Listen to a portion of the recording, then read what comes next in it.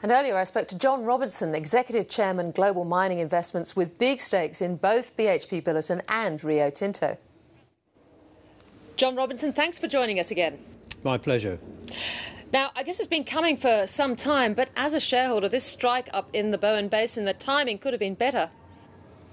It certainly could. I mean, strikes are never welcome, obviously, at any time, but right now, given the uncertainties out there, it's just an added uncertainty and most unwelcome as a consequence.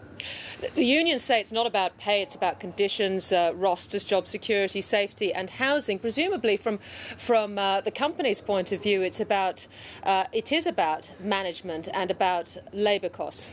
It is. I think it's probably more about management flexibility than anything else, and obviously that's important, particularly given we're in an environment where productivity is generally declining. How mobile? Because we hear about capital and the use of capital with these big multinational miners. How mobile is that capital in any decision about where you invest? It is very mobile. I mean, obviously, companies don't sort of switch their investment emphasis readily. I mean, it depends very much on the particular circumstances. And in the case of the Bowen Basin, the coal producers there, it's a very low-cost area of production in a general sense, in a sort of an international sense.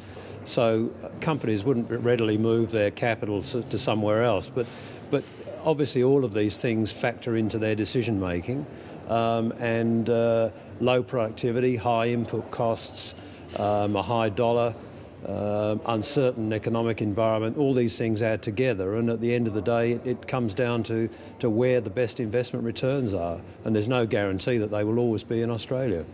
Well, indeed, last week we were hearing from Jack Nasser, the chair of BHP Billiton, and he gave very strident views over what he thought about operations in Australia. He abandoned plans to spend over $80 billion in growth projects, and we see more articles today in print media threatening the prospects at Olympic Dam and even expanding the Port Hedland harbour. What is underpinning this, do you think? I think there's a range of factors. Certainly, shareholder pressure has been one aspect that's had a bearing on it.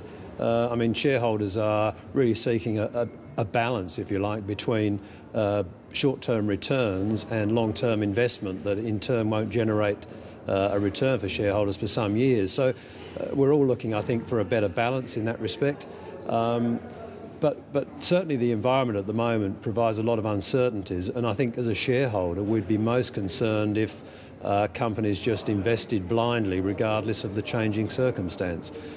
It was such a spray that Jack Nasser gave. I'm wondering, is there a political element to all this, do you think? Because obviously those investment numbers are very large and will factor into the government's forward estimates, I would have thought, in quite an impactful way. Well, one would expect so. I think the message that he was trying to send was that we shouldn't take for granted the fact that because they're major players in Australia, they'll continue to invest heavily here. I think the message really was that each project must stand on its own merits.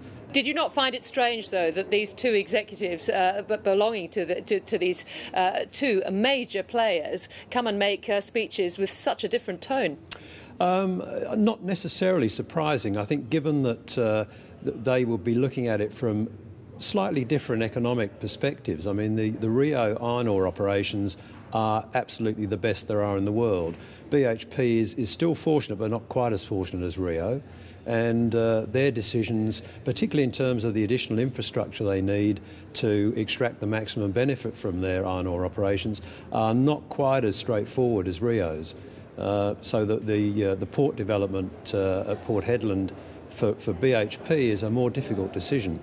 So finally, the messages that you're hearing, at least publicly, from BHP and Rio would not lead you to reweight your major holdings in both of them? No, not at all. No, and I think we're somewhat heartened by the fact that all of the indications are, certainly the messages that have come out in the recent weeks, suggest that these companies are taking a very hard look at their returns on investment and that sort of capital discipline is obviously welcome from a shareholder's perspective. John Robertson, thank you very much for joining us. My pleasure.